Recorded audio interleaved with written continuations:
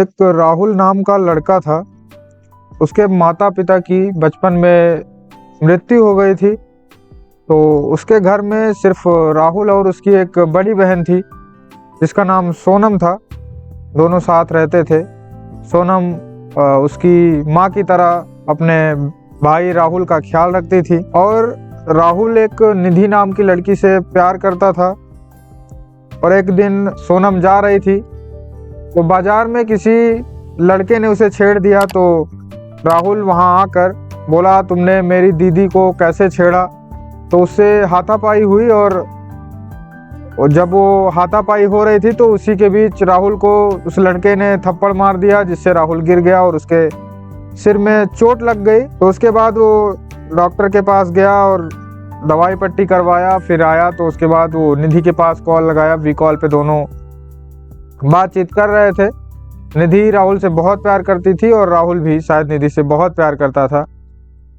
उसके बाद निधि को रहा नहीं गया। उसने बोला कि राहुल तुम्हें चोट कैसे आई। वो राहुल के घर उसको देखने आई तो वहाँ उसकी दीदी भी मौजूद थी, राहुल की दीदी जिसका नाम सोनम था।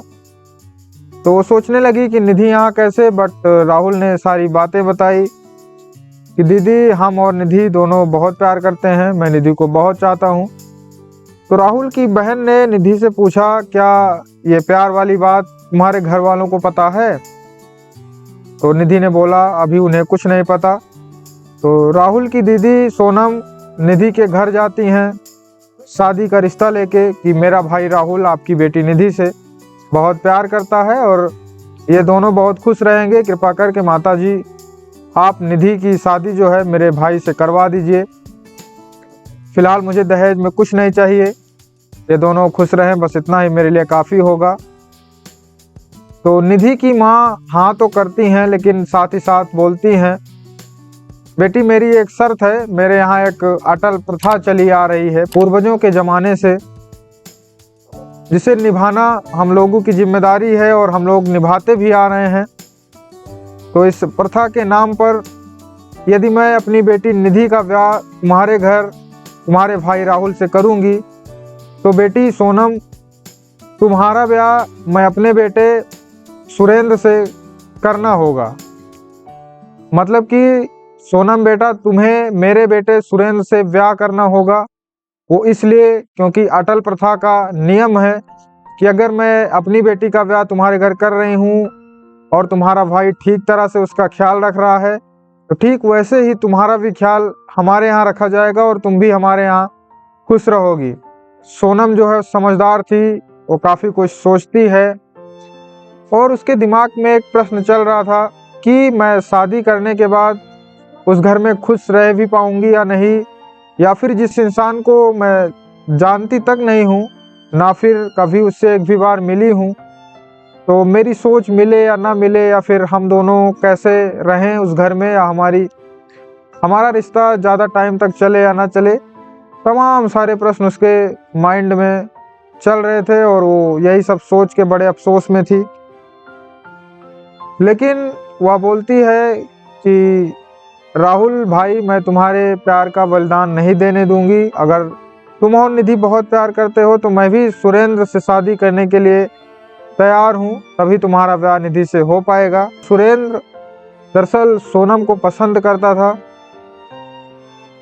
उसके बाद सुरेंद्र की माताजी जो है राहुल के घर कॉल करती हैं, बोलती हैं, बेटा क्या सोचा आपने, बताइए।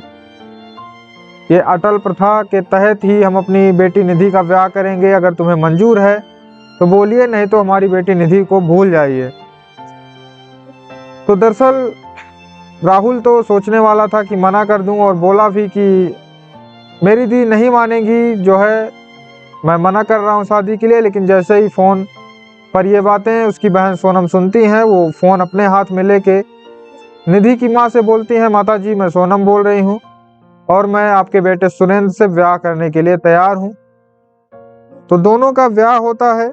उधर सुरेंद्र का ब्याह सोनम से होता है, राहुल की दी जिसका नाम सोनम था, और राहुल का ब्याह निधि से होता है। और उस दिन सुहाग रात थी, तो सोनम जो है अपने कमरे में आई थी, फिर उसका पति सुरेंद्र उसके कमरे में आता है लेकिन फिर उसको दूध में नींद की गोली मिलाकर दे देता है और उसे पी के वो सो जाती है। और उसके साथ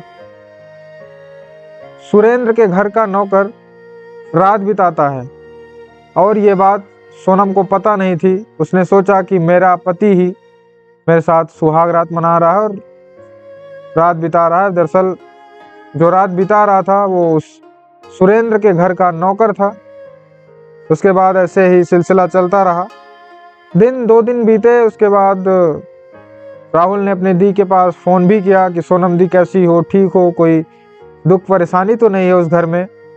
तो सोनम बोलती हैं, नहीं राहुल, मैं एकदम ठीक हूँ, मैंने जैसा सोचा था मेरा ससुराल वैसा ही है, मैं यहाँ बहुत खुश हूँ और तुम और निधि अपनी लाइफ एंजॉय करो, मेरी चिंता मत किया करो, मैं यहाँ बहुत ठीक हूँ, सुखी हूँ। तो एक दिन अचानक जो है सुरेंद्र सोनम के पास आता है।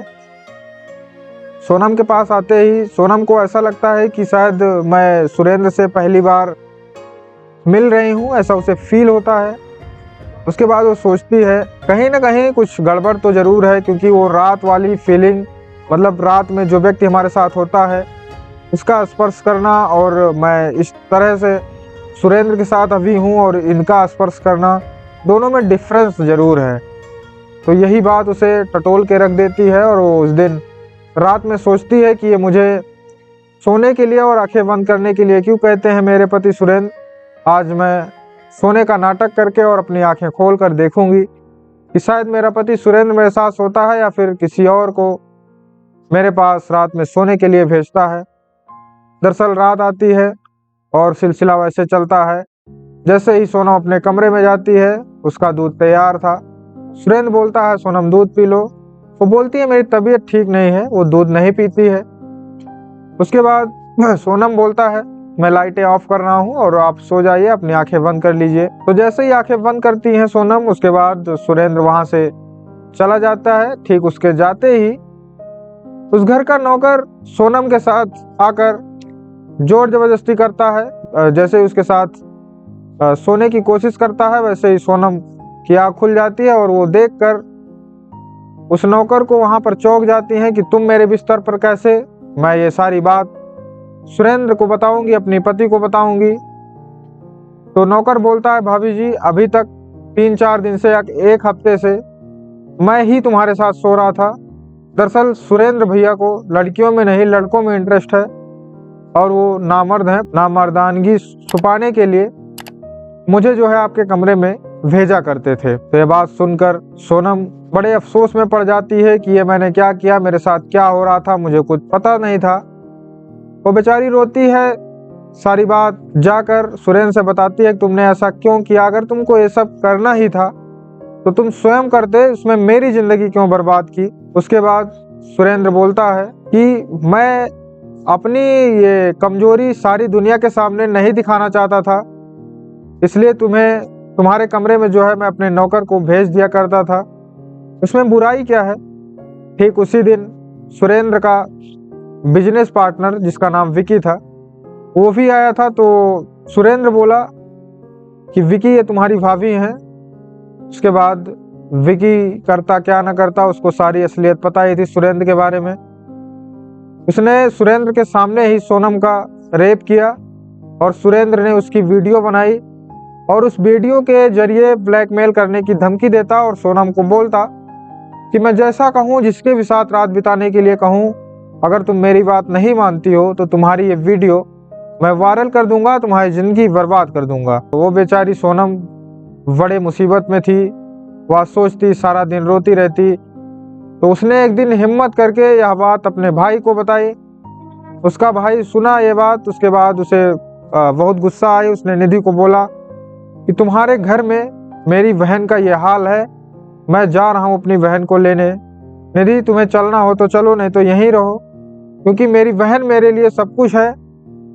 उसके बाद सोनम का भाई राहुल सोनम के घर पहुंचता है तो सारी बात जो है उसके घर वालों को बताता है कि मेरी दीदी को इस धंधे में क्यों धकेला आप लोगों ने, उसकी ज़िंदगी क्यों बर्बाद की।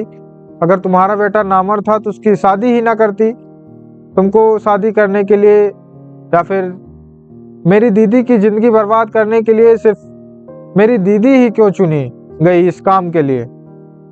उसके बाद उसे भी बोलते हैं कि अगर बेटा तुम पुलिस में गए तो एक प्रथा है, प्रथा के नाम पर हम लोग ये करते हैं और तुम्हारी दीदी का वीडियो वायरल कर देंगे।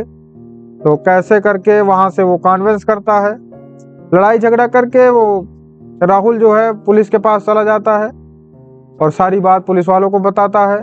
पुलिस वाले आकर उस प्रथा को खत्म करते हैं और बोलते हैं समाज में ऐसी कई सारी प्रथाएं हैं जो कि हमारे समाज में उनके महत्वपूर्ण योगदान के लिए बनाई गई हैं और इंसान इसी का गलत फायदा उठा रहा है।